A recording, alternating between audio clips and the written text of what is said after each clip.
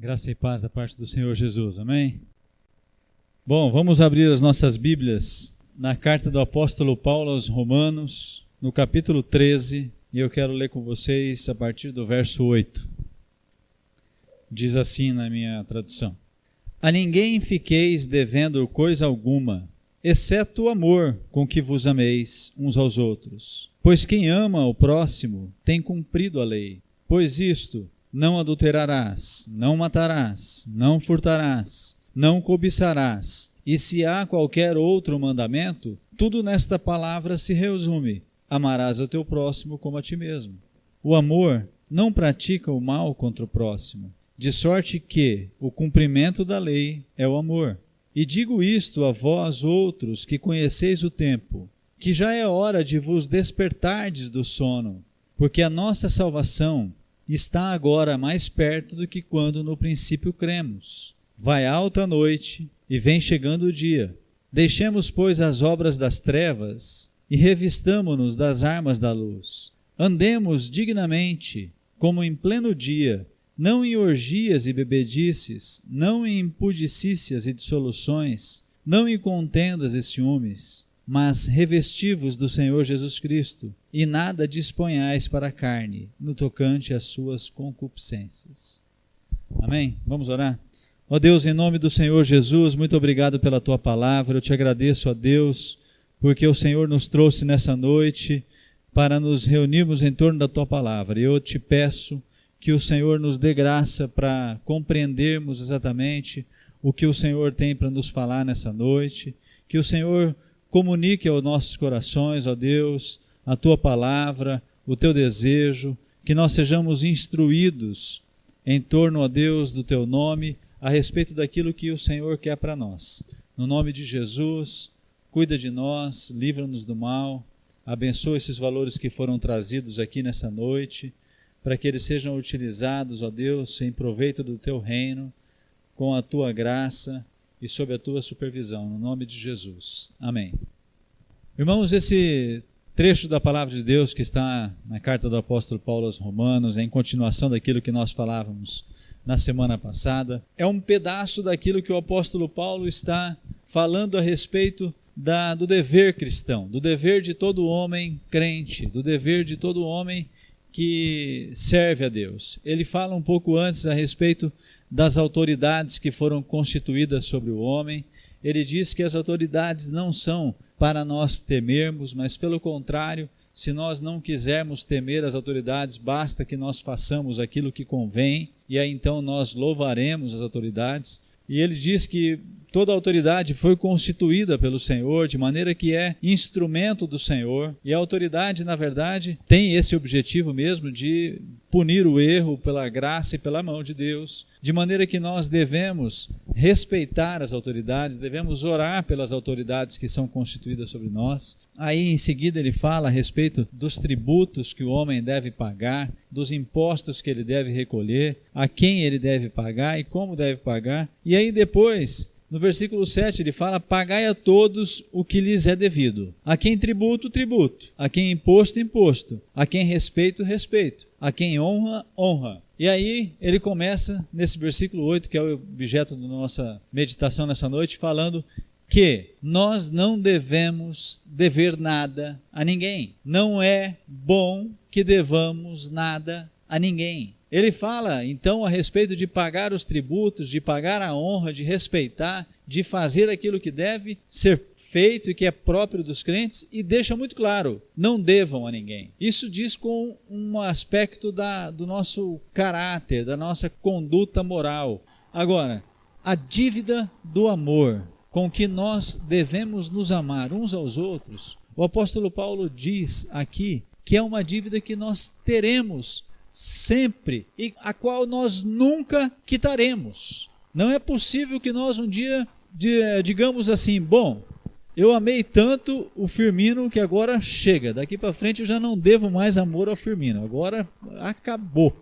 Não, eu devo tanto amor ao Firmino hoje quanto vou dever amanhã, quanto vou dever daqui 20 anos. É uma dívida que eu nunca vou poder quitar. Infelizmente nós vemos pessoas, e eu invariavelmente me incluo entre elas, que parecem que estão com a dívida quitada de amor com algumas pessoas. Diz assim, não, eu já caminhei com esse camarada aí durante muito tempo, mas se ele não quer mudar de vida, se ele não quer acolher aquilo que a gente está falando, se ele não quer fazer como eu estou ensinando, então agora ele que se vire para lá, como se nós pudéssemos deixar de amar aquela pessoa. E quando nós ouvimos o apóstolo Paulo falar com que vos ameis uns aos outros, ele continua lá na frente para depois finalizar dizendo que esse amor é o amor ao próximo. Então não é o amor apenas de crentes da mesma igreja, não é amor apenas de pessoas que professam a mesma fé, mas é o amor ao próximo. É o amor que nós devemos a cada pessoa com a qual nós nos relacionamos. Então nós não temos o direito, diz aqui a palavra de Deus nesse trecho do apóstolo Paulo, de entender que a nossa cota de amor para com um ou para com o outro já está no limite. Dizer, não, eu não aguento mais amar aquele camarada, já chega. Não dá. O apóstolo Paulo diz que essa é uma dívida que nós não quitaremos. É uma dívida que nós viveremos até o fim e nunca vamos quitar. E aí ele diz que, porque quem ama o próximo tem cumprido a lei. O apóstolo Paulo fala a razão pela qual nós devemos viver a vida amando as pessoas, numa dívida nunca a ser quitada. Por quê? Porque se nós fizermos isso, nós cumpriremos a lei. Veja que o apóstolo Paulo não diz que é a revogação da lei. O amor não é a revogação da lei. Tem gente que pensa que o Senhor Jesus inaugurou uma nova época, uma nova era em que o amor se sobrepôs à lei e que a lei desapareceu e que agora podemos tudo porque não há lei. De fato, o fim da lei é Cristo. Mas aqui o apóstolo Paulo está dizendo que, amando, nós cumpriremos a lei, que é mais do que exatamente simplesmente abandonarmos a lei, é cumprirmos a lei, é fazermos aquilo que o Senhor mais desejou e que nós, pelo amor, conseguimos fazer. Então, quando o apóstolo Paulo fala que quem ama cumpre a lei, ele segue dizendo que quem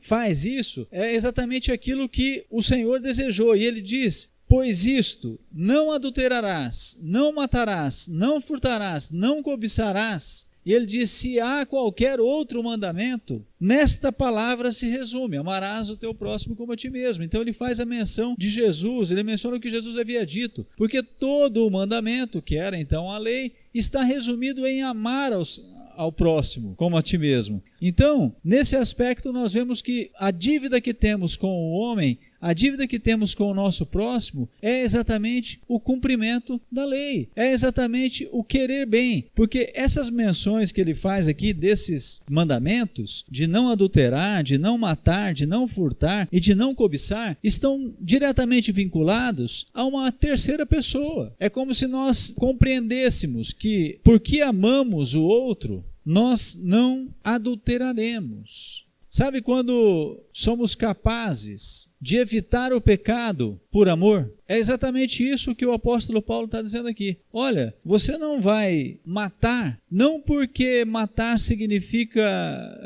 estar sob a punição da lei, mas você não vai matar porque você ama, porque você tem uma dívida de amor com o próximo, e você não vai tirar a vida daquela pessoa. É como se o apóstolo dissesse, olha, você não vai furtar porque você sabe que aquilo que você está se apoderando não te pertence, pertence a uma outra pessoa. E porque você ama uma outra pessoa, essa outra pessoa, você não vai furtar. Então o que o apóstolo está dizendo que o amor é o cumprimento da lei é justamente isso. O amor inspira os atos de obediência à lei. Se nós tivermos assim muito claros em nosso coração que o amor a Deus e o amor ao próximo servem para nós como norte, como guia, nós viveremos uma vida agradável ao Senhor e uma vida de respeito, de relacionamentos saudáveis com o próximo. Porque afinal de contas, nós saberemos, amamos a Deus e amamos ao próximo. Com relação à lei mencionada pelo apóstolo Paulo, aos mandamentos, está muito claro que são mandamentos relacionados ao relacionamento interpessoal, de pessoas, de próximo, de pessoas que estão sujeitas àquilo. E quando nós nos dispomos a amar, aí então entendemos que não faremos aquilo porque amamos, e assim então cumpriremos a lei. Há uma referência a Santo Agostinho. Dizem que Agostinho teria dito o seguinte: ame a Deus e faze tudo. Porque se você for capaz de amar a Deus intensamente, com a mesma intensidade que você for capaz de amar a Deus, você será capaz de fugir do pecado. Você será capaz de fazer exatamente aquilo que Deus requer de você. Se você for capaz de amar a Deus intensamente, é com essa mesma intensidade que você vai servir ao Senhor. E com esse mesmo empenho, com essa mesma intensidade que você vai deixar de lado as coisas que não convêm. Então, ame a Deus e faze tudo é a regra traduzida aqui nesses versículos. O verdadeiro amor é o cumprimento da lei. Quando nós amamos o nosso próximo com essa intensidade, nesses moldes, com essa vocação, dispostos a obedecer a Deus, aí então nós cumprimos a lei, porque nós não faremos ao nosso próximo aquilo que é contrário à lei, aquilo que é contrário ao bem-estar dele. Então, amar a Deus e fazer tudo, esse é, segundo Agostinho, o grande segredo da vida. E aí depois, no versículo 8, ele diz assim: o amor não pratica o mal contra o próximo, de sorte que o cumprimento da lei é o amor. E aí, então, é isso que a gente estava falando até agora a respeito disso, de que é impossível aquele que ama querer o mal do próximo. No verso 11, e digo isto a vós outros que conheceis o tempo, que já é hora de vos despertardes do sono. Irmãos, eu já falei com vocês aqui outras vezes, a minha disposição em estar com vocês aqui falando sobre o livro de Romanos nesses dias é baseada num livro que eu tenho tido contato, que é do John Stott, na Carta aos Romanos, exatamente um comentário de John Stott e de William Barclay. Mas especialmente de John Stott eu vejo uma informação que ele faz a respeito disso, desse trecho da palavra de Deus, que é o seguinte, que nós vivemos um tempo em que nós temos o relógio para controlar todas as nossas atividades, como se nós precisássemos do relógio para tudo. Nós temos uma necessidade de administrar o tempo e de quase querer controlá-lo. E aí então, à medida que passa mais tempo, mais tecnologia é nos oferecida, mais coisas são oferecidas à humanidade, nós vemos que menos tempo nós temos. Parece que a vida está numa roda gigante, numa ciranda, assim, parece que a gente nunca tem tempo. E aí, se nós não nos dermos conta, nós viveremos prisioneiros do tempo. Nós viveremos sujeitos ao tempo. E aqui, o apóstolo Paulo fala algo que me chama a atenção. E ele diz, olha, eu digo isto a vocês que conhecem o tempo. Então, aquelas pessoas que conheciam, que sabiam que havia o tempo presente, tempo inaugurado na nova era por Jesus, em que o reino de Deus era a principal ocupação, em que o reino de Deus era de fato a disposição, o interesse das pessoas. Então ele diz, olha, já é hora de despertardes do sono. Hoje de manhã ainda brincava com a Ana Paula que a gente tem um despertador e o relógio dela, e o celular, e toca. E aí eu falo para ela, vai ter uma soneca aí desse negócio? Tem um período antes? Ah, tem. Aí toca mais 10 minutos. Aí mais 10 minutos.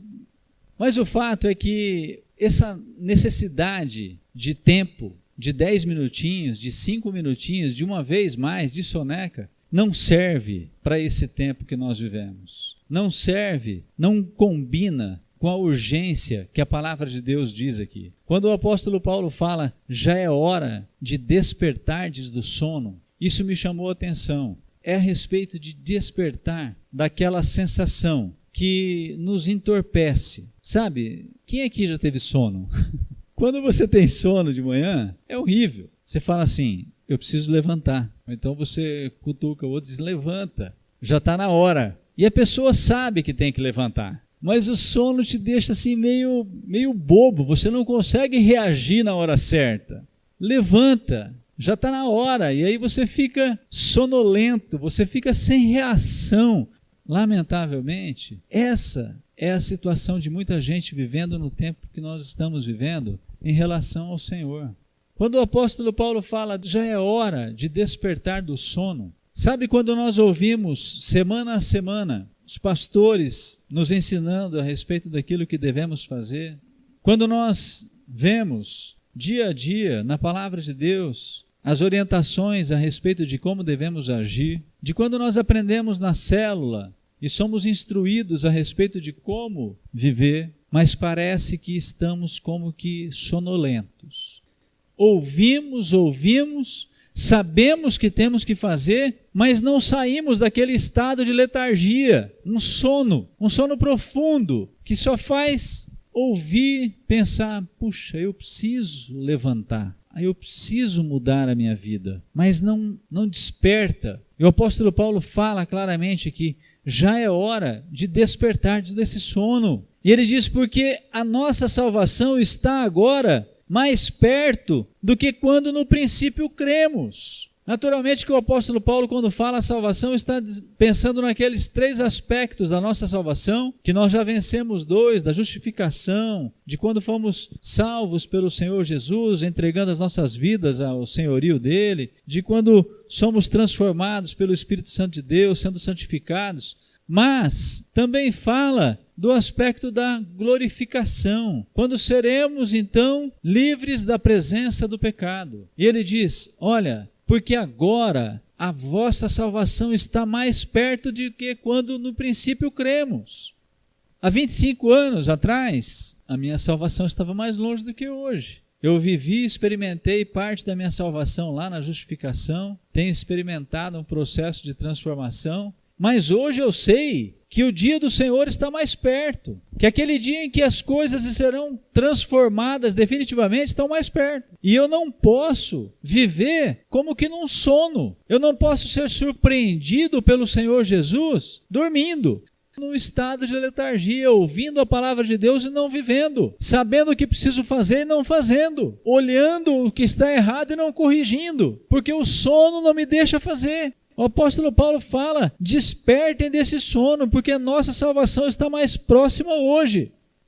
Eu falei muito rapidamente na semana passada, que faz 25 anos pelo menos que eu tenho ouvido falar que Jesus está voltando. Certamente tem gente que está 50 anos ouvindo, outros há 70, mas Jesus está voltando. Essa é a realidade. Cada dia que passa estamos mais próximos disso. E nós às vezes não nos damos conta disso. A expressão Jesus está voltando não nos chama a atenção como de fato deveria. Porque a verdade é que se Jesus não voltar, eu vou encontrá-lo, porque eu não vou ficar para semente. Então a cada dia que passa, está mais perto. Isso se torna mais real nas nossas vidas. Mas o sono nos atrapalha. E o apóstolo Paulo diz, vai alta a noite e vem chegando o dia. Irmãos, essa expressão vai alta à noite certamente não quer dizer a respeito da data da vinda do Senhor Jesus, como se o apóstolo Paulo tivesse o atrevimento de fazer aquilo que Jesus não fez, de dizer quando seria. Mas ele deixa claro para todo mundo que o reino de Deus já está anunciado, que a vinda de Jesus já não tem mais resistência e que pode acontecer a qualquer tempo. Então ele diz, olha, vai alta a noite, já passou o que era preciso. Nós poderíamos dizer, o que é que falta para o Senhor Jesus voltar? O que é que falta? A noite vai alta, o dia já vem chegando. Pode ser que seja amanhã, pode ser que seja daqui a pouco. E o apóstolo Paulo fala claramente a respeito disso. Prestem atenção nisso. Deixemos, portanto. E aqui, quando ele fala, deixemos, pois, ele diz, não basta apenas a gente compreender o tempo. Não basta apenas nós conhecermos o tempo, como ele menciona no verso 8. É preciso que nós façamos algo prático. Não basta apenas nós virmos aqui e sermos instruídos a respeito disso. É preciso que demos um passo em direção ao que é prático. E ele diz, deixemos, pois, as obras das trevas e revistamo-nos das armas da luz. É muito duro a gente pensar que uma palavra dessa, de advertência dessa natureza, pudesse se aplicar a nós. Deixemos, pois, as obras das trevas e revistamo-nos da luz. Muito provavelmente a gente vai dizer, não, mas isso não se aplica a mim. Eu não tenho nenhum contato com as trevas, eu não estou envolvido com as obras das trevas. E aí então eu diria, será mesmo que eu não estou comprometido com as obras das trevas? Quando deixo de fazer aquilo que sei que deveria fazer, quando faço aquilo que não deveria fazer. Vocês se lembram, na semana passada nós falávamos a respeito do pecado que habita em nós. Nós falávamos na semana retrasada a respeito da necessidade de nos deixar transformar. Então, é preciso que nós sejamos francos, sejamos honestos, façamos uma autoavaliação se esse texto se aplica a nós ou não. Queira Deus que nenhum de nós se veja nisso, mas eu receio que se nos examinarmos bem, não escaparemos de um contato muito próximo com as obras das trevas.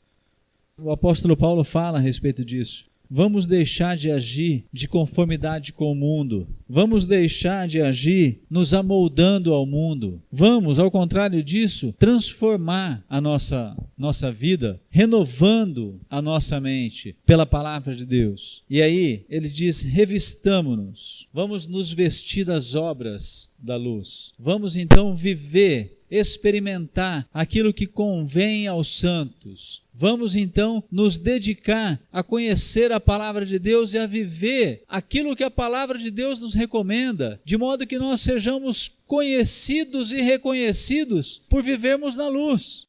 E no versículo 13 diz que uma das maneiras práticas de fazermos isso é andarmos dignamente. Versículo 13 diz, andemos dignamente, como em pleno dia, não em orgias e bebedices, não em impudicícias e dissoluções, não em contendas e ciúmes. Santo Agostinho conta, no seu livro Confissões, que ele se converteu lendo esse trecho da palavra de Deus. Ele conta que, embora a sua mãe, Mônica, fosse uma mulher que vivesse dedicada a orar por ele, e esperar que ele tivesse um encontro com Deus, na verdade ele era um devasso, um homem depravado, era isso que ele assim que ele se classifica, que ele se adjetiva. E ele diz que numa ocasião ele estava desolado por conta da situação dele, porque ele reconhecia o pecado, e ouviu uma voz que dizia, toma e lê. E era com uma voz como que de uma criança, e ele pensava, mas isso é uma brincadeira de criança? Toma e lê, o que é isso? E num banco, onde estava um amigo dele, chamado Alípio, havia então o trecho da palavra de Deus que está em Romanos, um escrito de Paulo. E ele então diz que leu apenas esse versículo. Andemos dignamente, como em pleno dia, não em orgias e bebedices, não em impudicícias e dissoluções, não em contendas e ciúmes. E com base nesse único versículo, ele decidiu entregar a sua vida a Jesus. Naquela mesma hora, ele diz que foi até o amigo e contou a ele que havia tido uma experiência com Deus, que ele havia então decidido servir ao Senhor Jesus. Porque andar dignamente exige algo de nós. E exigiu também daquele homem. Agostinho, como ele mesmo diz, se viu nessas expressões de orgias, bebedices, dissoluções, contendas, invejas, ciúmes, e decidiu que aquilo não servia para ele. E eu fico me perguntando, nós já paramos para pensar se há algo aqui que ainda, nesse versículo, não deixamos de lado? Se há algo aqui que nós andamos ao lado? Se há algo aqui com o que nós convivemos? Porque se isso acontece, irmãos, nós não estamos andando dignamente. E a recomendação do apóstolo Paulo é andar dignamente. É andar como se fosse em pleno dia. Porque, geralmente, aquilo que é errado não se faz em pleno dia. Sempre se faz às escondidas. Sempre se faz às escuras. A gente está vivendo um tempo de revelações de corrupção no país e ninguém aqui ouviu falar que o sujeito estava na praça recebendo uma mala de dinheiro enquanto o outro indicava um contrato da Petrobras. Era sempre às escondidas, era sempre em códigos, era sempre em secreto, porque não era um modo digno de viver.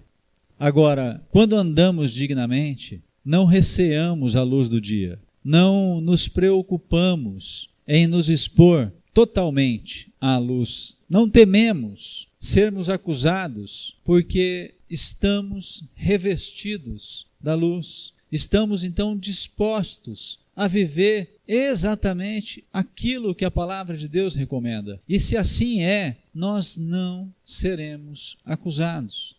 No versículo 14 ele termina dizendo: por isso, abandonando essas coisas, revesti-vos do Senhor Jesus Cristo, e nada disponhais para a carne. Esse versículo, nada disponhais para a carne, John Stott fala a respeito disso, ele diz: não fique premeditando como satisfazer a carne. Sabe, irmãos, quando nós não estamos revestidos de Cristo, nós vivemos por contemplar o modo de satisfazer a nossa carne. Passamos a vida pensando em como satisfazer os nossos desejos. E não são apenas os desejos sexuais, quando fala aqui na carne, mas os nossos desejos, os desejos carnais, aquilo que diz respeito ao nosso tempo. Nós dedicamos muito tempo planejando o nosso futuro, o que faremos, como compraremos, como venderemos. Aqui, o apóstolo Paulo fala: se nós nos revestimos do Senhor Jesus, nós não perderemos tempo premeditando como satisfazer os desejos da carne. Basta apenas que nos revistamos do Senhor Jesus. Amém? Irmãos, era isso que eu queria repartir com vocês nessa noite e animá-los a despertar desse sono. Eu me coloco nessa condição porque muitas vezes o sono me deixa sem reação.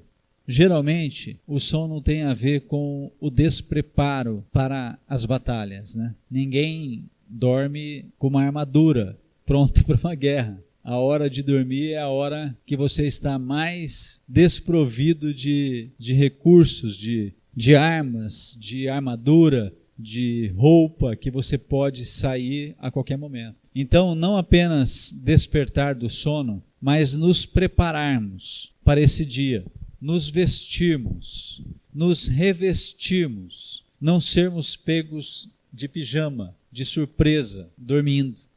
Queria que vocês se colocassem de pé para a gente orar e agradecer a Deus pela sua palavra. Ó Deus, em nome do Senhor Jesus, muito obrigado por todas as coisas, ó Deus. Obrigado pela tua palavra, porque o Senhor nos instrui na tua palavra. E eu quero pedir, Pai, que o Senhor nos ajude, primeiro a vivermos como quem tem uma dívida eterna em relação ao próximo, que é o amor. De maneira que nós nunca consideremos quitada essa dívida para com o próximo, sempre dispostos a caminhar um pouco mais, sempre dispostos a continuar junto, continuar crendo, continuar amigo.